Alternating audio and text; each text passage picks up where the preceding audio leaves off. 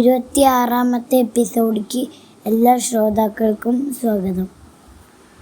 Mahabharatam R.K. നാരായണൻ്റെ the Mahabharatam എന്ന പുസ്തകത്തിനെ ആസ്പദമാക്കി കഴിഞ്ഞ കുറച്ച് ദിവസങ്ങളായി ഞങ്ങൾ പറഞ്ഞുകൊണ്ടിരിക്കുന്ന കഥയിലെ 25-ാമത്തെ എപ്പിസോഡിലേക്ക് എല്ലാ ശ്രോതാക്കൾക്കും സ്വാഗതം. കഴിഞ്ഞ എപ്പിസോഡിൽ നമ്മൾ ദ്രൗപദീനെ ദുശാസനൻ വലിച്ചഴച്ചുകൊണ്ട് സഭയിലേക്ക് വരുന്നിടത്താണ് നമ്മൾ നിർത്തിയത്.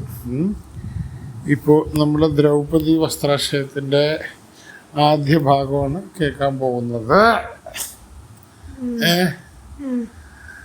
ദുശാസനനും ശകുനിയും കർണനും ഒക്കെ ദ്രൗപദീനെ പരിഹസിക്കുന്ന രീതിയിൽ ഉറക്കെ അട്ടഹസിച്ച് ചിരിക്കുകയായിരുന്നു അല്ലേ കഴിഞ്ഞതില്. അപ്പോൾ ദുര്യോധനൻ പറയണേ, ദ്രൗപദിയോട് പറയണേ, അടുത്തടുത്തേക്ക് വാ. ദുര്യോധനൻ ദ്രൗപദിയോട് പറയണേ, യുധിഷ്ഠിരൻ സ്വന്തം ഇഷ്ടപ്രകാരമാണ് ചൂത് കളിച്ചത്, ആരും നിർബന്ധിച്ചിട്ടല്ല. ശകുനി ചൂത് കളിക്കാൻ ഭയങ്കര മിടുക്കുണ്ടായിരുന്നു. ഞങ്ങൾ കളിയിൽ ജയിച്ചപ്പോൾ ദ്രൗപദി ഇങ്ങനെ പറയുന്നത്, അതായത് പറ്റിച്ചു വഞ്ചിച്ചു എന്നെങ്ങനെ നിങ്ങൾക്ക് പറയാൻ കഴിയും? സ്വന്തം ഇഷ്ടപ്രകാരമാണ് തൻ്റെ ഭാര്യയായ ദ്രൗപദീനെയും മറ്റുള്ള എല്ലാവരെയും പണയം വെച്ച് കളിച്ചത്. ഒരു ഭർത്താവിന് തൻ്റെ ഭാര്യനെ പണയം വെച്ച് കളിക്കാനുള്ള സ്വാതന്ത്ര്യമുണ്ട് തൻ്റെ കയ്യിൽ ഒന്നുമില്ലെങ്കിൽ എന്ന് ദുര്യോധനൻ, ആരാണ് ദുര്യോധനൻ?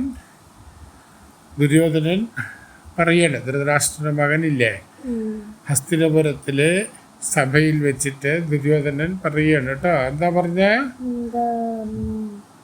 ഭർത്താവ് ഭാര്യനെ പണയം വെക്കാനുള്ള സ്വാതന്ത്ര്യമുണ്ട്, പണയം വെച്ചിട്ടാണ് കളിച്ചിരിക്കുന്നത്.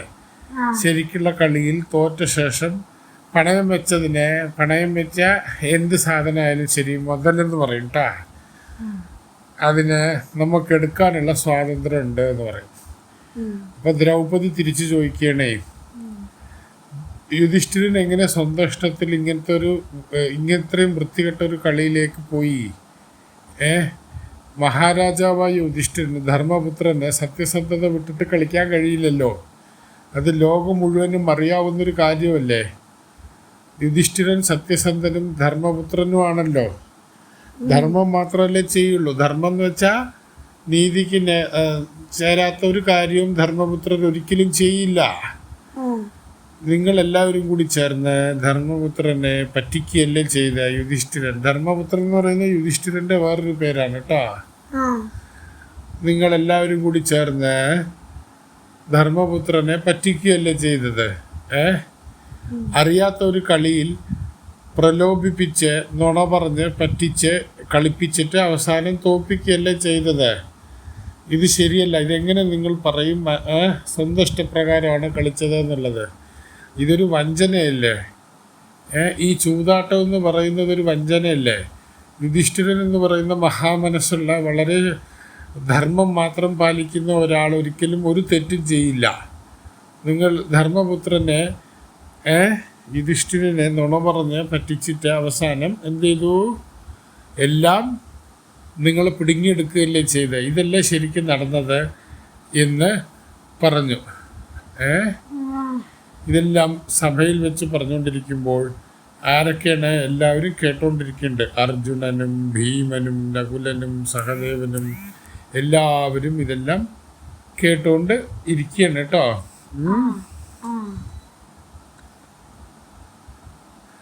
അപ്പോൾ ഭീമന് ദേഷ്യം വന്നു. ഭീമൻ ചാടിയിടിച്ച് പറഞ്ഞു, എൻ്റെ ഏട്ടൻ യുധിഷ്ഠിരൻ മറ്റുള്ള ചൂതാട്ടക്കാരെ പോലെ അല്ല. അങ്ങനെ ഒരുപാട് ആയിരക്കണക്കിന് ആൾക്കാരുണ്ടാവും. ഒരിക്കലും ഒരു സ്ത്രീനെ പണയം വയ്ക്കുകയല്ല ചെയ്തിരിക്കുന്നത്. നിങ്ങളിതുപോലെ ചെയ്യരുത് എന്ന് ആരാ പറയുന്ന? ഭീമസേനൻ പറയണം കേട്ടോ. ഭീമസേനൻ പാഞ്ചാലിനെ പണയം വെച്ചതിനെതിരെ യുധിഷ്ഠിരനെ പറയണേ. അപ്പോൾ അർജുനനും മറ്റുള്ളവരൊക്കെ ഭീമസേനോട് പറഞ്ഞു കൊടുക്കുകയാണ്. എന്താണ്? ശരിക്കുള്ള കളിയാണ്. യുധിഷ്ഠിരനെ ശരിക്കും അവർ പറ്റിച്ചു. ദ്രൗപദിയും തൻ്റെ സ്വത്തും എല്ലാം പാണ്ഡവന്മാരുടെ എല്ലാ കാര്യവും നഷ്ടമായി.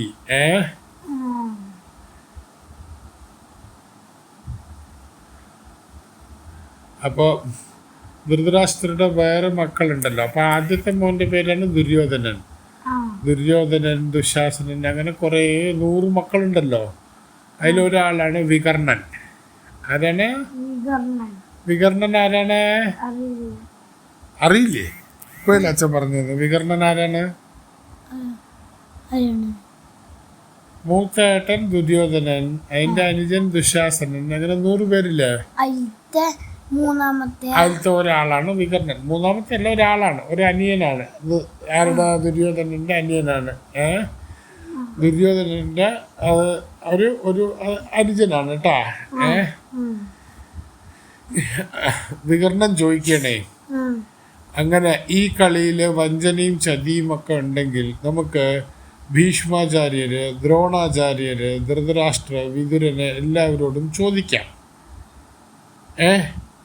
എന്താ ചോദിക്കണ്ടേ? ഈ ശകുനിയും ദുര്യോധനനും ശരിക്കും ജയിച്ചതാണോ അല്ലയോ? ഇതിപ്പോ ഭീഷ്മരും ദ്രോണാചാര്യരും ഒക്കെ നിഷ്പക്ഷരായ ആൾക്കാരല്ലേ? നിഷ്പക്ഷരെന്ന് വെച്ച് കഴിഞ്ഞാൽ പാണ്ഡവന്മാരുടെ ഭാഗത്തുമല്ല ദുര്യോധനന്റെ ഭാഗത്തും അല്ലാത്ത ആൾക്കാരാണ് ഭീഷ്മാചാര്യരും ഇവരൊക്കെ. കൗരവന്മാരാരൊക്കെയാണ്? 100 മക്കള്. ധൃതരാഷ്ട്ര 100 മക്കള്. പാണ്ഡവന്മാരാരൊക്കെയാണ്? യുധിഷ്ഠിരൻ, ഭീമൻ, അർജുനൻ, നകുലൻ, സഹദേവൻ. കൂടെ ഇപ്പൊ പാഞ്ചാലി ഉണ്ടല്ലോ. പാഞ്ചാലി അവരുടെ ഭാര്യയല്ലേ? പാഞ്ചാലിന്റെ അമ്മ കുന്തി ദേവി ഉണ്ട് കേട്ടോ. ഈ പഞ്ചപാണ്ഡവന്മാരും ധൃതരാഷ്ട്രയുടെ അനുജന്റെ മക്കളല്ലേ?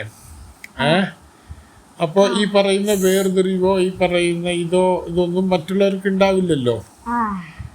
അപ്പം നമുക്കിത് ഈ കളി, അതായത് ഇങ്ങനെ ചൂത് കളിച്ചിട്ട് എല്ലാം നഷ്ടപ്പെടുന്നത് ശരിയായോ, ശരിക്കുള്ള കളിയാണോ? ഈ ഭൂമിയിൽ ഇങ്ങനെ ചെയ്യാൻ പാടുന്നുണ്ടോ? സത്യമാണോ നുണയാണോ? ഇങ്ങനെ ചെയ്ത് തോൽക്കുകയാണെങ്കിൽ ഇവരൊക്കെ പറയുന്ന മുതിർന്ന ആൾക്കാർ എന്തൊക്കെയാണ് പറയണമെന്ന് ചോദിക്കാം എന്ന് വികർണൻ എവിടെ പറയണോ? രാജ്യസഭയിൽ വെച്ചിട്ട് ദുശാസനൻ ദ്രൗപദീനെ വലിച്ചഴിച്ചു കൊണ്ടുവന്ന് നിലത്തിട്ടതിന് ശേഷം സംസാരിക്കുകയാണ്.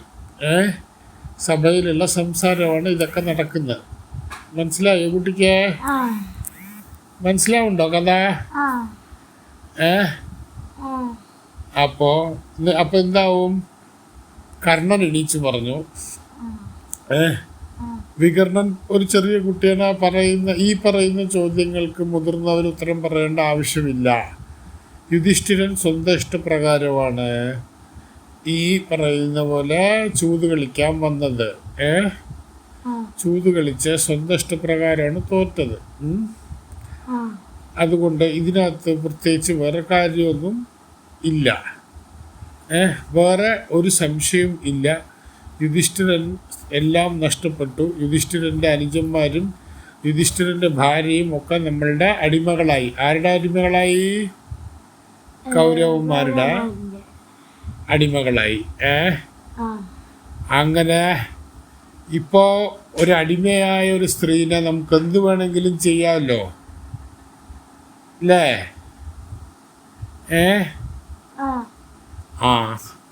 അപ്പൊ ദുശാസനൻ എന്ത് ചെയ്ത്? പാഞ്ചാലിനെ സഭയിൽ വെച്ച് എല്ലാവരുടെയും മുമ്പിൽ വെച്ച് അപമാനിക്കാൻ വേണ്ടി എന്താ ചെയ്തേ? ദ്രൗപദിയുടെ സാരിയിൽ പിടിച്ചു വലിച്ചു. ദ്രൗപദിയുടെ സാരി പിടിച്ചിട്ട് സാരി വലിക്കാൻ തുടങ്ങി. ആരാ വലിച്ചു തുടങ്ങുന്നത്? ദുശാസനൻ. ഉറങ്ങിയോ കൂട്ടാ? ക്രൂരനായ ദുശാസനൻ എന്ത് ചെയ്ത്? അടിമയായ ദ്രൗപദിയുടെ സാരിയിൽ പിടിച്ച് വലിക്കാൻ തുടങ്ങി. ദ്രൗപദിക്ക് സങ്കടവും ദേഷ്യവും ഒക്കെ വന്നു. ദ്രൗപദി തൻ്റെ ഭർത്താക്കന്മാരായ എല്ലാവരും നോക്കി. 5 ഭർത്താക്കന്മാരുണ്ടല്ലോ. ഭീമസേനനെ വിളിച്ചു. എന്നെ രക്ഷിക്കൂ, എൻ്റെ ഭർത്താവല്ലേ നിങ്ങൾ, എന്നെ ഇങ്ങനെ പൊതുസ്ഥലത്ത് വെച്ചിട്ട് എല്ലാവരുടെയും മുമ്പിൽ വെച്ചിട്ട് എൻ്റെ സാരീനെ വലിച്ചൂരുന്നു, നിങ്ങളെന്താ ഇങ്ങനെ നോക്കി നിൽക്കുന്നത് എന്ന് പറയുന്നു. അപ്പം ഭീമസേനൻ യുധിഷ്ഠിരൻ്റെ യുധിഷ്ഠിരൻ പണയം വെച്ചില്ലേ, ഭീമസേനനും അടിമയായില്ലേ. അടിമയായി കഴിഞ്ഞാൽ പിന്നെ ഒന്നും ചെയ്യാൻ പറ്റില്ലല്ലോ. ഭീമസേനൻ മിണ്ടാതെ നോക്കി നിൽക്കുകയാണ്. ഓ അർജുന, എന്നെ രക്ഷിക്കൂ എന്ന് പറഞ്ഞ് എല്ലാവരെയും വിളിക്കും. 5 ഭർത്താക്കന്മാരെയും വിളിക്കും, എല്ലാ ദൈവങ്ങളെയും എല്ലാവരെയും വിളിക്കും. അങ്ങനെ വിളിക്കുമ്പോഴാണ് സാരി ഇങ്ങനെ വലിച്ചഴിച്ചുകൊണ്ടിരിക്കുകയാണ്. ഓ കൃഷ്ണ, മഹാവിഷ്ണു, എന്നെ രക്ഷിക്കൂ ഹരി എന്ന് പറഞ്ഞ് ദ്രൗപദി കരയാണ്. ഹലോ, ഉറങ്ങിയോ? ദ്രൗപദി കരയാണ്. 26-ാമത്തെ എപ്പിസോഡ് നമുക്ക് ഇവിടെ വെച്ച് അവസാനിപ്പിക്കാം. അടുത്ത എപ്പിസോഡിൽ ദ്രൗപദിയെ ഭഗവാനായ ശ്രീകൃഷ്ണൻ പ്രത്യക്ഷപ്പെടുന്നതും എങ്ങനെ രക്ഷപ്പെടുത്തുന്നതുള്ളതും കേൾക്കാം. ഇതുവരെ കേട്ടുകൊണ്ടിരുന്ന എല്ലാ ശ്രോതാക്കൾക്കും നന്ദി.